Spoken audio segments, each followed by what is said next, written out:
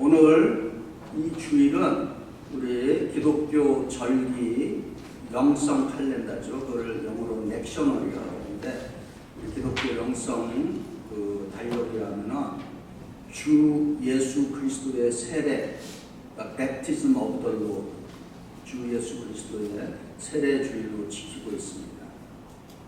이 본문은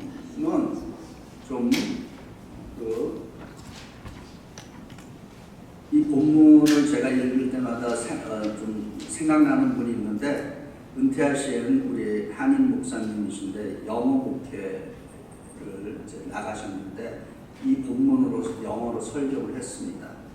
영어로 그 세례 요한을 영어로 뭐라 그러는 줄 아십니까? 세례 요한을 영어로 John the Baptist. 근데 이분이 이제 영어 회중 앞에서 이제 막 설교를 했습니다. John the Baptist, John the Baptist. 그랬더니 설교 끝나고 나니까 영어 교인들이 그러더래. 왜 당신은 감리교 목사면서 왜 자꾸 침례교회 조인하라고 그러냐고. 왜 영어를 조금 아시는 분들은 제가 무슨 농담하는지 아시죠? John the Baptist 이렇게 해야 되는데 이게 발음을 잘못 들으셔서 Join the Baptist 이렇게 들은 거예요. 그래서 좀 웃지 못할. 그래서 제가 오늘 아침에 영어 설교할 때도 바로 여기 좀 신경을 썼습니다. John the Baptist, not Join the Baptist.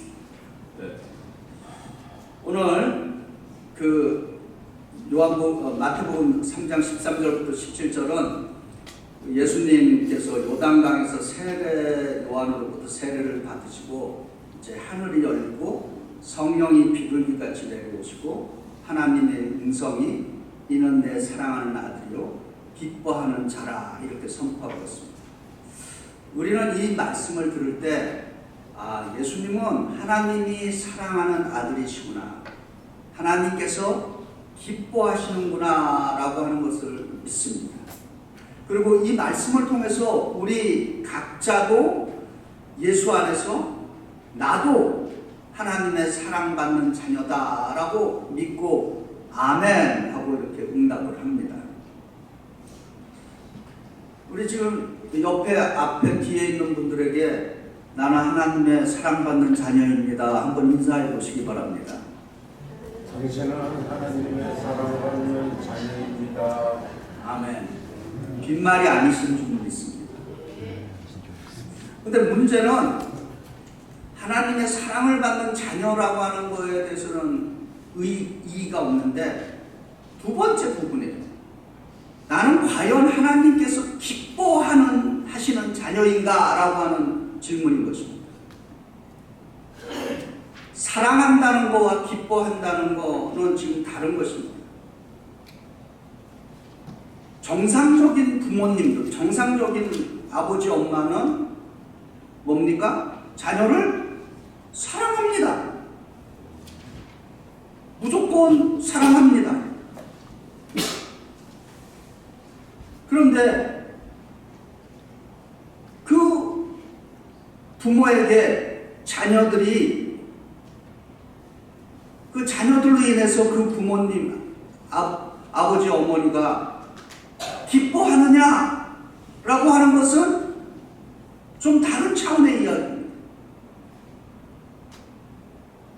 우리 스스로가 뒤를 돌아보시면은 우리가 살아오면서 부모에게 매번 지금까지 한 번도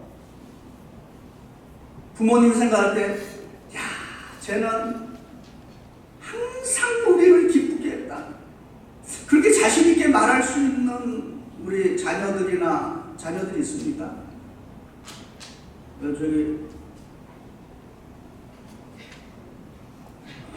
제가 배우정 집사님 부모님한테 지금까지 계속해서 기뻐하는, 그렇죠. 때로는 근심시킵니다. 걱정이 되기도 합니다. 또 심지어는 슬퍼하게도 만듭니다. 부모님의 사랑은 변함이 없지만은 부모님을 기쁘게 한다. 이거 다른 차원의 이야기다라고 하는 것입니다. 이 시간 우리가 한번 솔직히 우리 스스로에게 하나님과 우리와의 관계 속에서 한번 질문해 보시기 바랍니다. 혹시 나는 하나님께서 나를 보시면서 근심하거나 걱정하거나 슬퍼하지는 않는가라고 하는 것입니다. 마태복음 3장 17절 이는 내 사랑하는 아들이요 내 기뻐하는 자, 사랑하는 아들 기뻐하는 자, 두 가지를 말씀합니다. 하나님의 사랑은 변함이 있다 없다? 없습니다. 하나님의 사랑은 변하지 않습니다. 그것을 우리가 하나님의 사랑을 아가페의 사랑, 무조건적인 사랑이라고 말하는 것입니다. 그런데 하나님의 사랑은 변하지 않지만은 우리에 대한 하나님의 기쁨은 다른 것이다 라고 하는 것입니다. 성경은 사람이 하나님께 대해서 어떤 불편함을 끼쳤는지에 대해서 불편한 진리를 이야기하고 있습니다. 창세기 6장 5절에서 6절의 말씀입니다. 하나님이 그 노아의 홍수로 세상을 심판하기 전에 하신 말씀입니다. 여호와께서 사람의 죄악이 세상에 가득한가 그의 마음으로 생각하는 모든 계획이 항상 악할 뿐임을 보시고 땅 위에 사람 지으셨음을 한탄하사 마음에 근심하시고 이렇게 증거하고 있습니다. 하나님께서 한탄하시고 슬퍼하시는 이유는 하나님의 자녀라고 불리우는 사람들이 악했기 때문인 것입니다. 자식들이 하도 말씀 부리면은 가끔 그런 말, 요즘은 그런 말 하는 분들이 없는데 우리 시대만 하더라도 그런 부모님들이 그런 말 들은 적이 있습니다. 아유, 내가 저걸 낳고 미역국을 먹다니. 그런 얘기 들어보신 적 있죠? 네. 그 옛날 이야기입니다. 오늘 이 주의 세례 주일에 우리는 이 질문에 좀 정직하게 마주해야 한다라고 하는 것입니다. 나는 하나님께 기쁨이 되는가? 근심이 되는가? 아니면 더 나아가서 나는 하나님의 마음을 극도로 아프게 해서 하나님을 한탄스럽게 하지 않는가라고 하는 것입니다. 우리 주 예수 그리스도의 세례 받으심을 통해서 왜 하나님은 예수님을 기뻐하시는지를 깨달을 수 있습니다.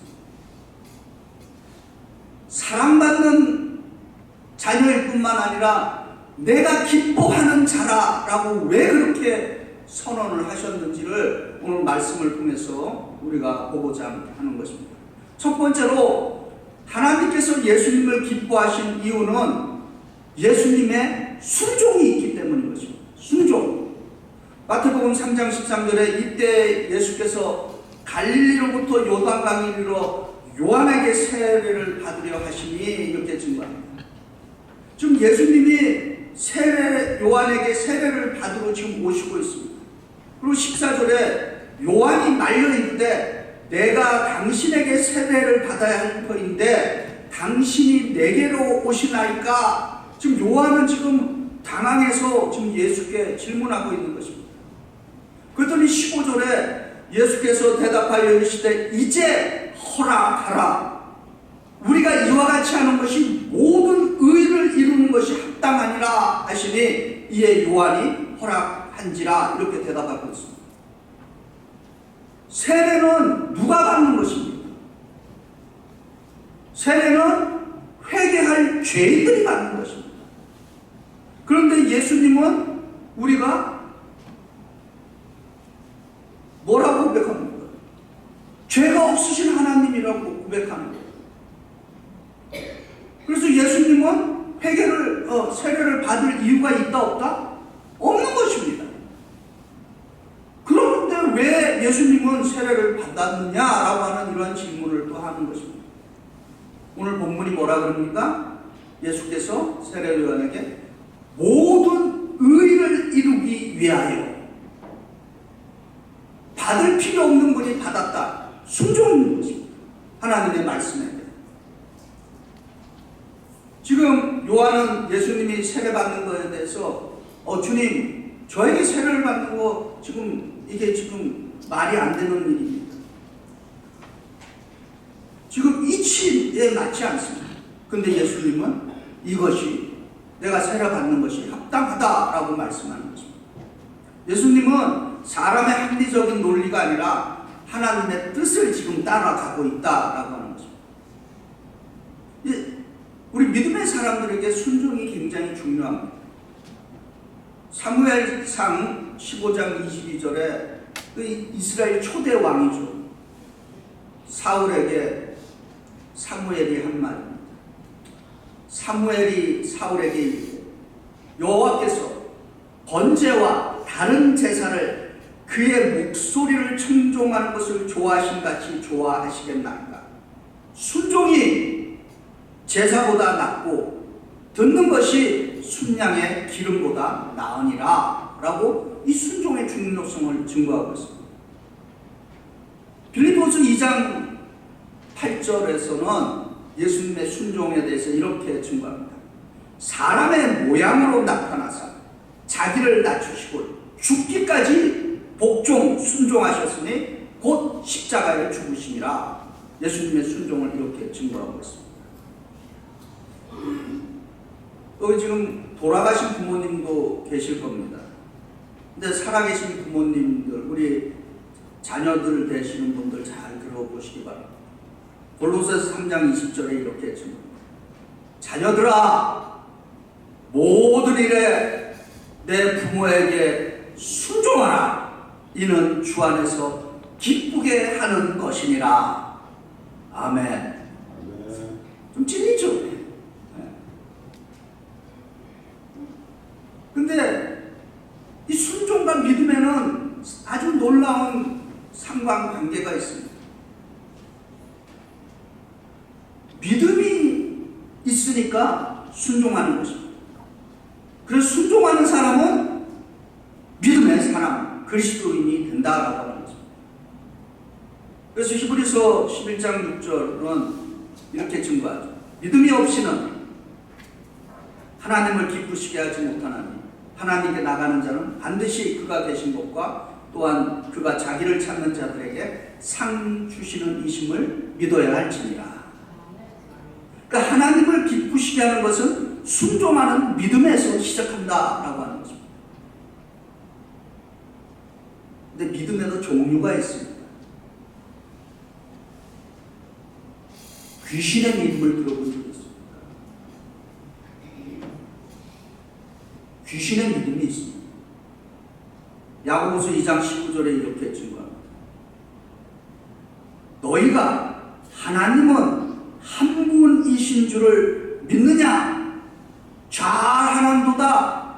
귀신도 믿고 떠느니라. 이게 무슨 말씀입니까? 귀신도 하나님이 계신 것을 알고 믿고 떤다 이겁니다. 그러면 귀신과 우리의 차이는 무엇이냐라고 하는 것입니다. 우리도 하나님을 알고 있습니다. 근데 귀신과 우리는 다른 것이죠. 무엇이 다른가? 귀신은 하나님의 존재를 알고 있지만은 하나님께 순종하지 않는 것입니다. 하나님께 순종하지 않으니까 하나님을 기쁘게 하지 못한다라고 하는 것입니다. 그래서 믿음은 순종이다라고 하는 것입니다. 마태복음 3장 15절에 예수님은 모든 의를 이루기 위하여 순종하셨다라고 하는 것입니다.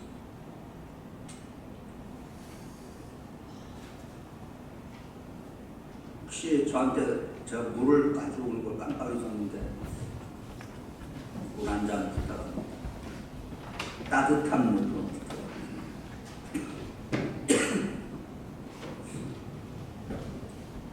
설교를 하다 보면은 이게 가끔 제가 들어오기 전에 좀 많이 마시고 들어오는데 잠깐 잊었어요.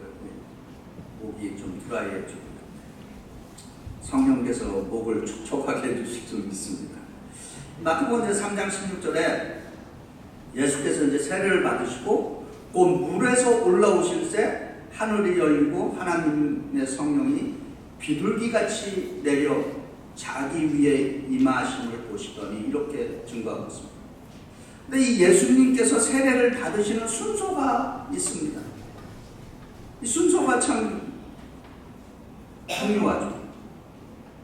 하나님의 모든 의를 이루기 위한 예수님의 순종이 있었고, 그리고 하늘이 열렸고, 그리고 성령이 임했습니다. 이 순서를 가만히 생각해 보시면 우리는 우리의 불행은 뭐냐? 예수님의 이 순서를 따르는 것이 아니라 이 순서를 바꾸는 것이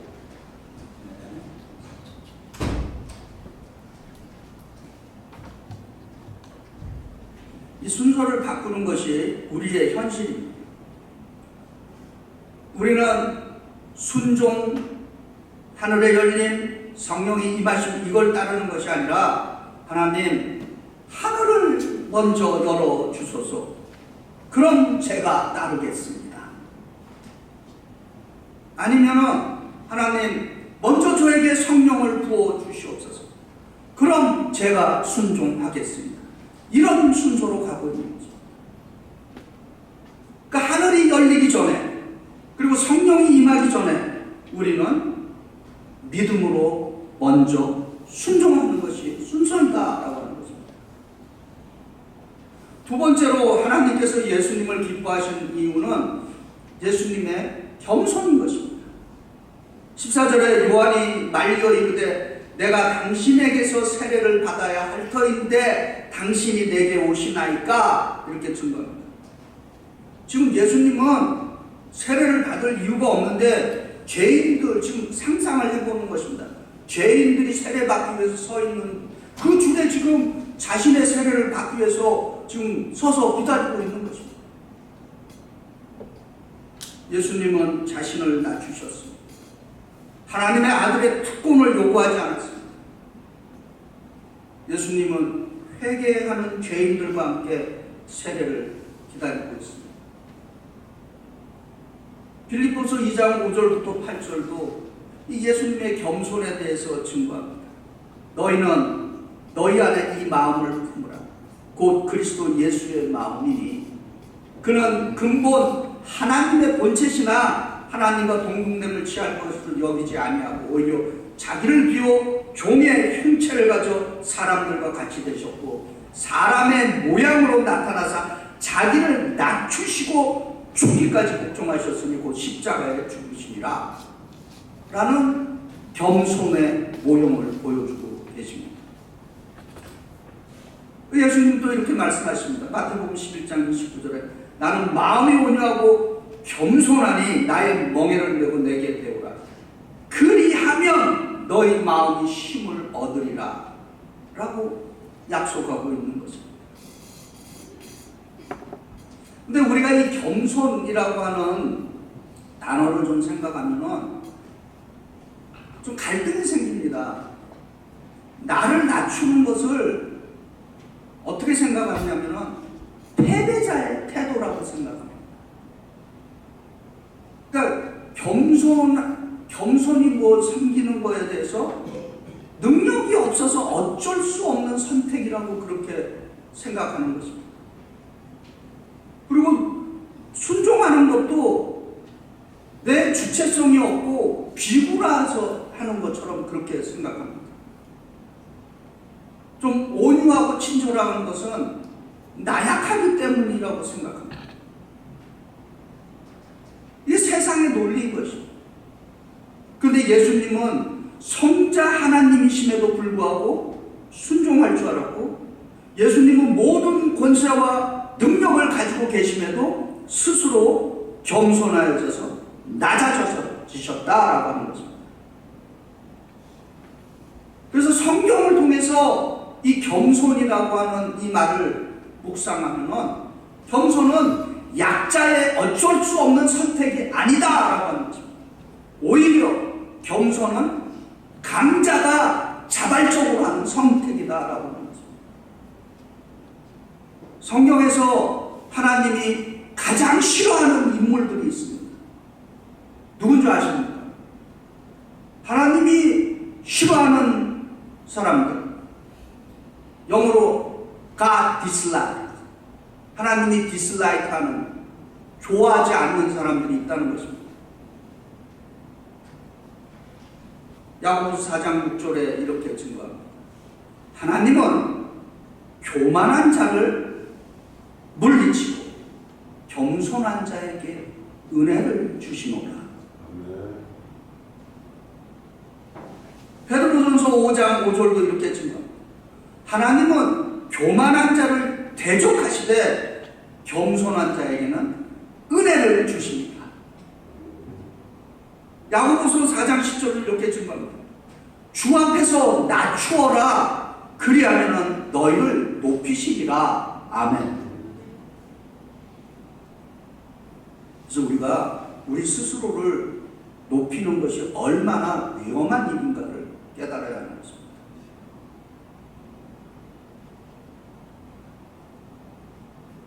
마태복음 이제 3장 17절에 하늘로부터 소리가 있어 이르되 이는 내 사랑하는 아들이요 내 기뻐하는 자라 하시니라.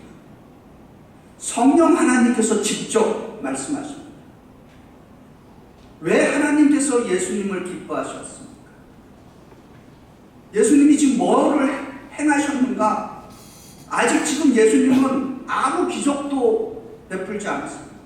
아직 취임 설교도 하지 않으셨습니다. 아직 아무도 고치지 않았습니다. 그런데 하나님께서 예수님을 기뻐하셨다라고 합니다. 왜일까? 순종이 있었기 때문인 것입니다. 겸손이 있었기 때문인 것입니다. 이제 세 번째로 예수님께서 하나님을 기뻐하시는 이유는 말씀이 증거하는 것처럼 성령 하나님이 함께 하시기 때문이다라고 하는 것입니다. 예수께서 세례 받으시고 물에서 올라오실 때 하늘이 열렸고 하나님의 성령이 비둘기같이 내려 자기 위에 임하신 것을 보시더니 이렇게 증거합니다. 예수님의 공적인 생애, 이제 공식적으로 사역을 하려고 할 때 성령의 능력으로 시작하였다라고 하는 것을 증거하는 것입니다. 한번 여기서 우리가 이제 또 질문을 해봐야 됩니다.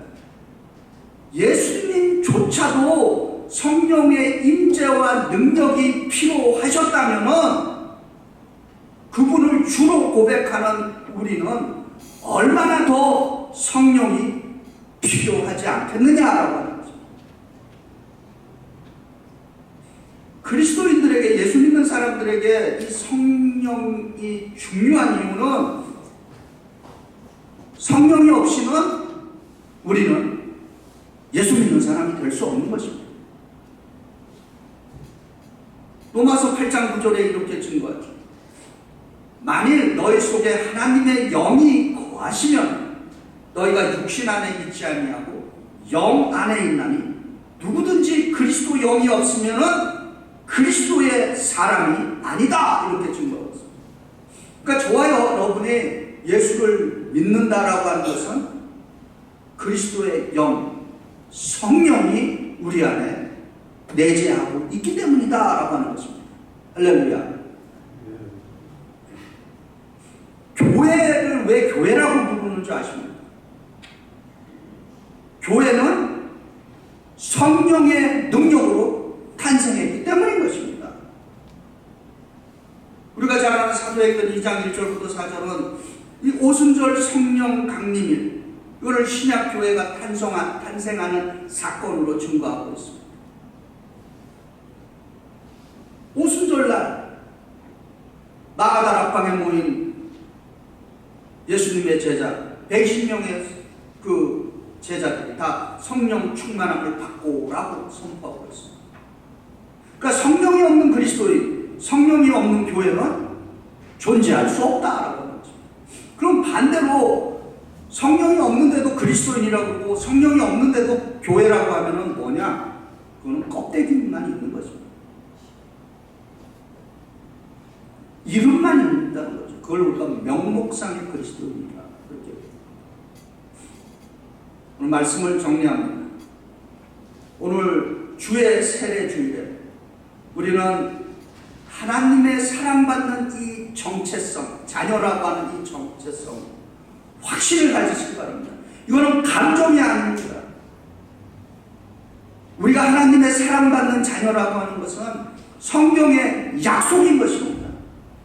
변함이 없는 하나님의 말씀인 것입니다. 그러나 하나님께서 나를 기뻐하시느냐라고 하는 것은 다른 차원의 질문이다라고 하는 것입니다. 하나님의 사랑은 받되 하나님께 근심이 되고 걱정이 되고 누가 되지 않는지.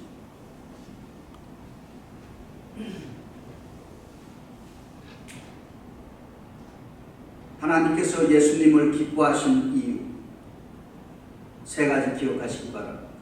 예수님의 순종, 예수님의 겸손, 그리고 성령의 임재. 우리도 순종하고 겸손하며 성령 충만한 삶을 살 때 하나님께서는 우리를 보면서 오늘 말씀에 증거하는 거죠. 이는 내가 사랑하고 기뻐하는 자녀로다 라고 선언해 주실 줄 믿습니다. 우리 모두가 하나님께서 사랑하고 기뻐하는 자녀들, 또 하나님께서 사랑하고 기뻐하는 우리 베이사이드 연합감리교회가 되기를 주의 이름으로 축원드립니다.